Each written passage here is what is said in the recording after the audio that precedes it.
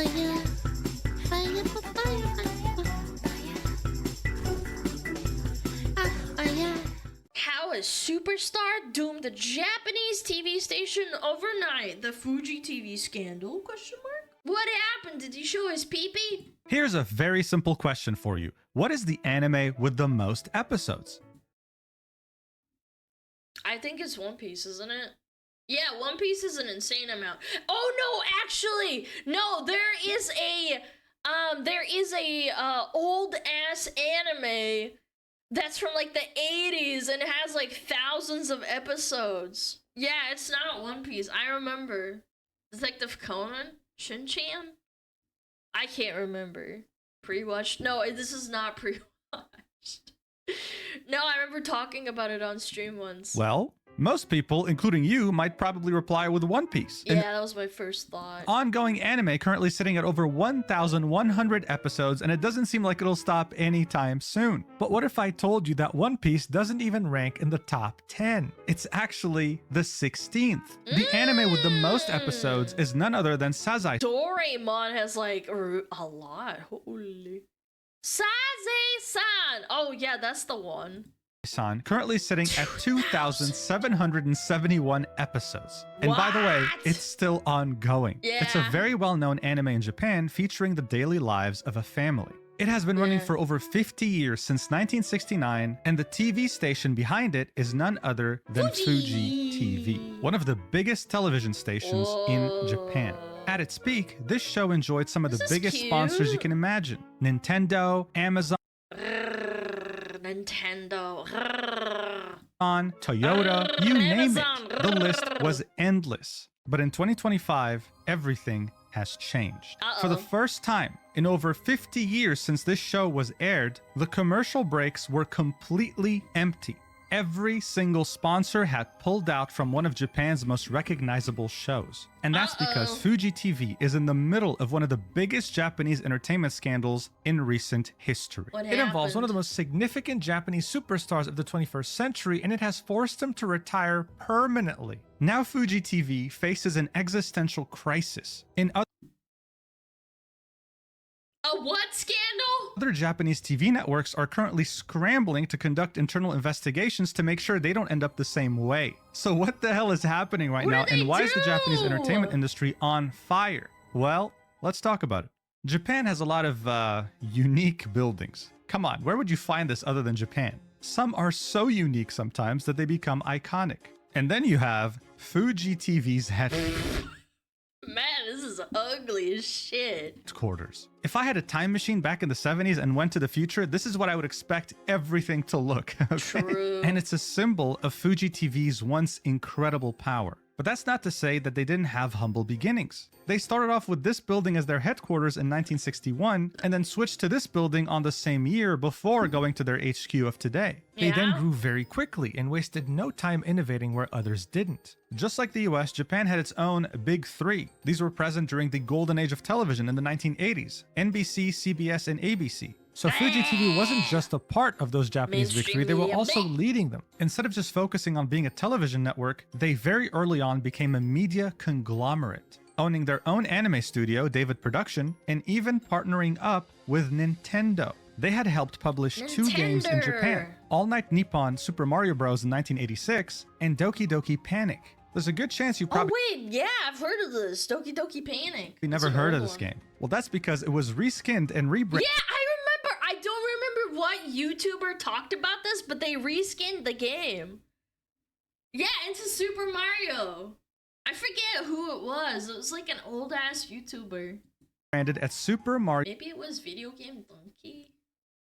Mario Bros. 2 for the United States. This long-time partnership with Nintendo had its benefits even today. Fuji Television was the only channel who broadcast the Super Mario Bros. Movie on December 31st, 2024, for example. This is how much influence they had in Japan. But that didn't come without controversies over the years. In 2015, during one of their shows, they had asked South Koreans what they thought of Japan as a whole. And at some point, they had added very incorrect and misleading subtitles to what one South Korean resident said, making people believe that she said, "I hate Japan because it tormented Korea because of..." I mean, they kind of did, but I don't know if a Korean would say that living there. I don't know. Regional tensions, I'm sure you can understand, this backfired immensely. And Fuji ended up saying, sorry guys, it was just a mistake, my bad, and just moved on. More recently, in the summer of 2024, they had completely invaded the privacy of the Japanese Dodgers baseball player Shohei Ohtani. They flew a drone over his house, showing very... I thought paparazzis did that, not actual, like, network stations, huh? Very sensitive details of where he lives, and also took it a step further by interviewing his neighbors and asking them about him. This was a serious privacy invasion, and they had their press passes revoked for Dodgers games. When asked about this incident, Fuji TV declined to reply. They didn't even apologize. But while they were able to go through these controversies while suffering minimal losses, what's happening today is the complete opposite. All their sponsors have pulled out, and they will most likely barely even make a profit this year, because it turns out money isn't the only thing that makes you a powerful TV station. It's also about how well you treat your female employees like merchandise and sell them to celebrities for favors. Oh yeah. Isn't that slavery?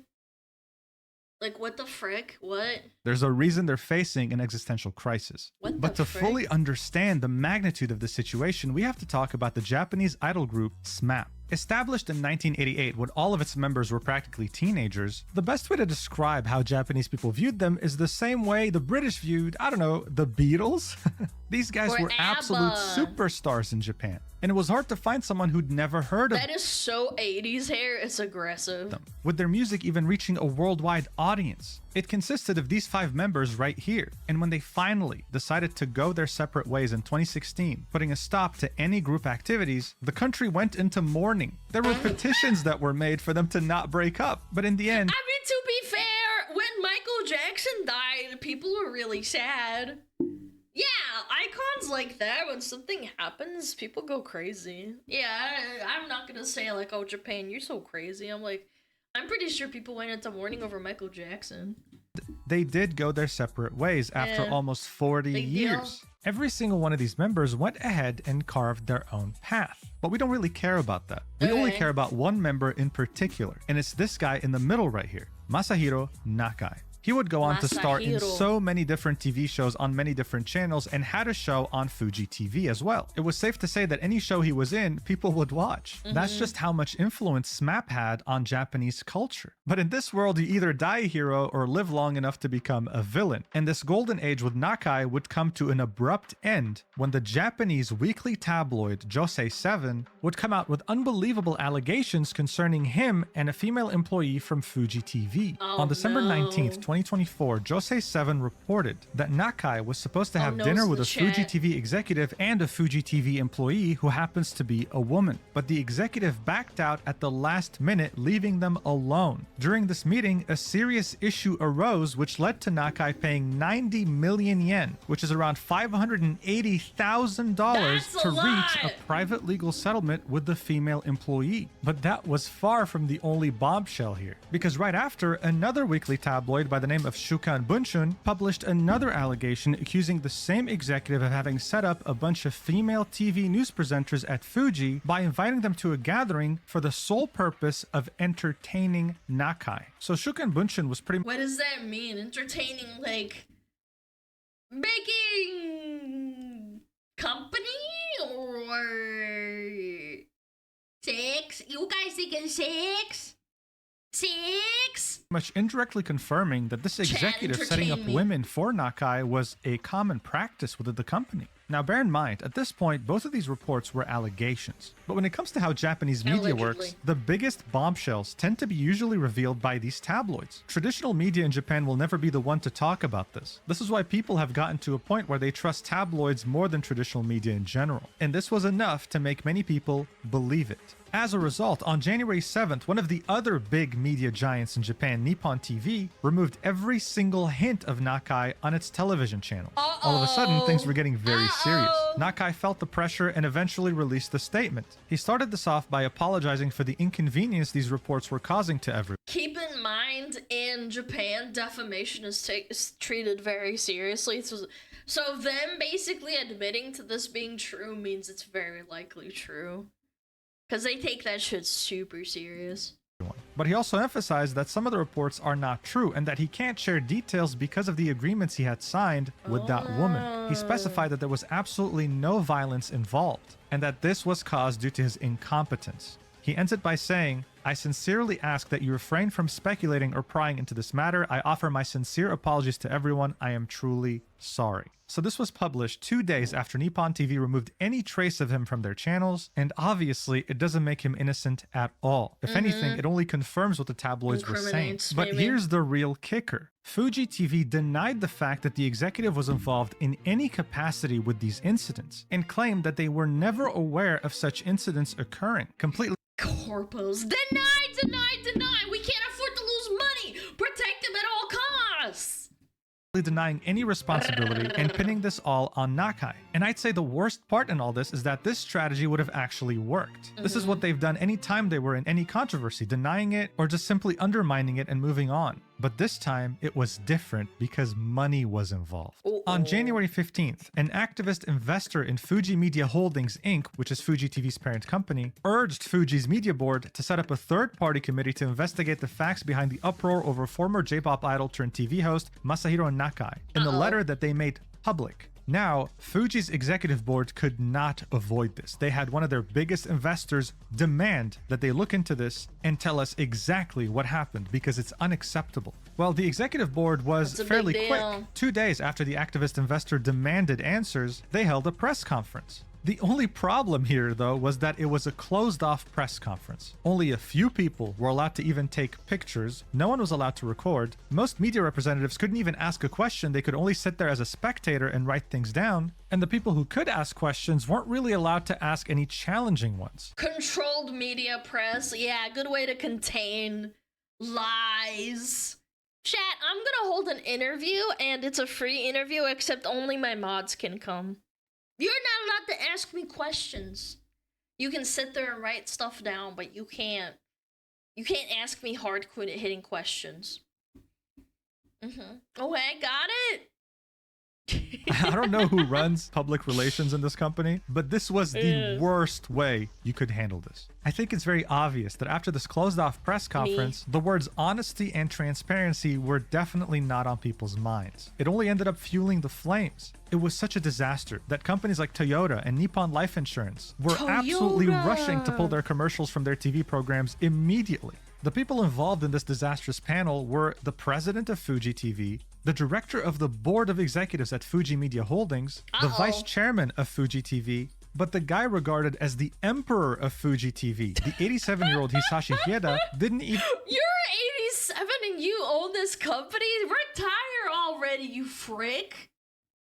No offense, I think at 87 you shouldn't really be running a massive company, man. Yeah, the 87-year-old began working at the company in 1961 and became president at age 42. And then he kept going. He's emperor, he can't retire. Yeah, honestly, you're right. Even bother showing up. More and more companies were taking their commercials off air and the pressure was mounting. You have to understand, Fuji TV and Fuji Media Holdings' main source of revenue today still is from advertisements. They were watching the majority of their revenue shrink right before their very eyes. They had to do something and they had to do it quick. But as they were trying to figure out what to do, Masahiro Nakai quit showbiz permanently. He said, "As of today, I will retire from entertainment activities on January 23rd, 2025. Just a few days after that disastrous closed-off press conference. At this point, it was undeniable. And Fuji went ahead and did something that had, well, never been done before. They held a press conference that lasted 11... Why does it look like an evil headquarter? They are healthy as you think, so they can be a job much longer. No, I disagree. I think at a certain point, when you hit a certain age, even if you're a healthy person, I don't think you should be in like a high-stress, high-pressure job involving a lot of money or whatever. Mini Death Star. Yeah, it kind of does look like a mini Death Star. An executive board member. Like, they have to throw out the guy that's like disagreeing with everyone, too. Like, they throw him out the window and they're like, ah! Does the ball spinge? Oh my god, imagine it like rotates and then they just throw a guy out the window mid-rotation. That'd be sick. 7 hours and 25 minute. Looks It evil. was on Monday, January 27th, and it lasted from 4 p.m. to 2 a.m. on What? Tuesday. There were 437 reporters from 191 agencies present there. It was clear that this was the Wow. biggest news story in Japan in a very long time. Here are the main no takeaways. shit. Yet again, the emperor of Fuji TV was not present. Many people hold the belief that this old school culture present at the company was because of Hieda's influence. He led the company in the 80s during its golden age as president and then stepped down from the position, remaining at the company in a powerful capacity. So many reporters were asking, where is he? And the answer was that, well, he doesn't really oversee such things at Fuji TV. It's the current president of Fuji TV and the chairman that handle day-to-day activities, so they're the ones responsible for this, not him. But what they wanted to make clear was that no executive was actually involved in the dinner, and there was no backing out at the last minute. According to them, what happened was that Nakai had reached out to a woman working at Fuji TV. He invited her out. She had assumed that this was for a professional meeting for the company, but he had other You assumed wrong. Sex. intentions. This happened back in 2023, and Nakai had notified Fuji TV about it in July of 2023. So they lied in their initial statement. They knew exactly what was going on. However, they chose not to get involved because they saw it as a difficult and private matter and would rather just have those two figure it out by themselves. The weekly tabloid Shukan Bunshin then corrected itself and said, yeah, there was no executive involved. She was invited by Nakai. I will say though that this Oh my isn't enough to gosh. verify whether it's true or not. Shukan Bunshin might have made this correction so that they don't get sued for defamation. But we won't really know the truth until there's an investigation. And that's exactly what's going to be happening. They confirmed during the trust press corporals, conference that they're going to be chat. conducting a third-party investigation under the guidelines of the Japan Federation of Bar Associations. It'll be headed by Akira Takeuchi, a lawyer with a background in investigating fraud at major companies. You should always question people that have, how do I say it, vested interest in making money off of you. Like, you should not trust them 100%. Yeah, I think you should have some trust if they have goodwill with you, but you shouldn't blindly trust them. Corpos are the best friends. Yeah, they are. They love you. Buy my merch, by the way. Yeah, we're best friends. Buy my merch. Corpos are corpses. I'm a corpse. And the results will be published in March of 2025. However, the biggest thing that happened at this conference was the mass resignation of the president and the chairman of Fuji Television Network, Inc. The executive vice president of the parent company my Fuji Media Holdings God. is now the president of Fuji TV. He pledged to never tolerate acts that violate human rights and committed to implementing measures to strengthen the company's governance. We'll see if that makes any difference. It's clear that so far, when it came to issues like this, the company would have rather just swept them under the rug rather than actually try to solve them. Of Such company course. culture doesn't change overnight. No. And this blow to their reputation also wasn't going to be solved overnight at all. They had lost all the trust of their audience, and their very existence was under threat. With over 60 Japanese companies stopping business with Fuji TV, That's they're already expecting a insane. $151 million hit to their revenue, and it's only going to get worse. This also prompted the other four massive titans of the TV industry in Japan to conduct their own internal investigations to find out if We conducted internal investigations and found nothing wrong with our own corporations. Including during business meals. We've begun an internal investigation. Any inappropriate behavior occurred involving employees. Trust me, Chad, I investigated myself. things like this were happening in their companies as well. You had TBS, Nippon TV, TV Tokyo, and TV Asahi all confirm I know, but that they're TV looking into Tokyo. whether their company culture was promoting such things too. In the meantime, the Japanese weren't really heartbroken over this. This would honestly look better. Okay, some of them have already started Yeah. to remodel their building into the headquarters of another company, like this one right here, 7-Eleven Holdings. Yeah, buy They're them definitely having a lot of fun with it. out. Pokemon. Oh man, labeled it as dragon. Like, what are the Dragon Ball Z balls?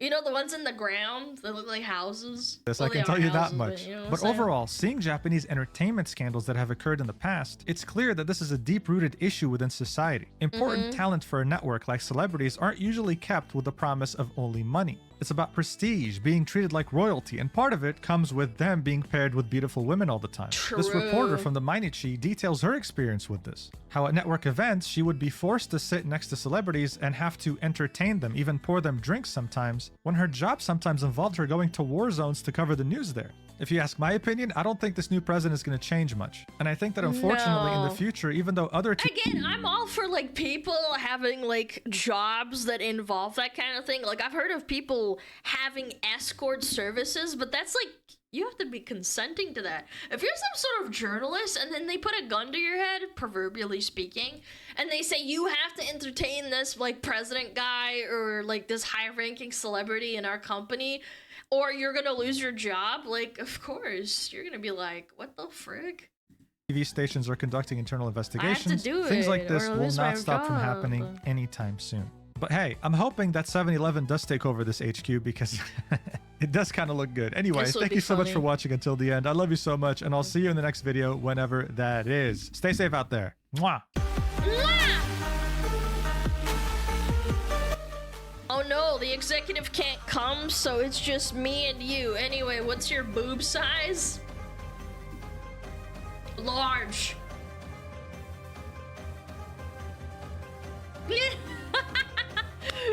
Clappies! That was fantastic. Thank you, Mojin! Wow. Clappies. Clappies in the chat. Oh, yeah.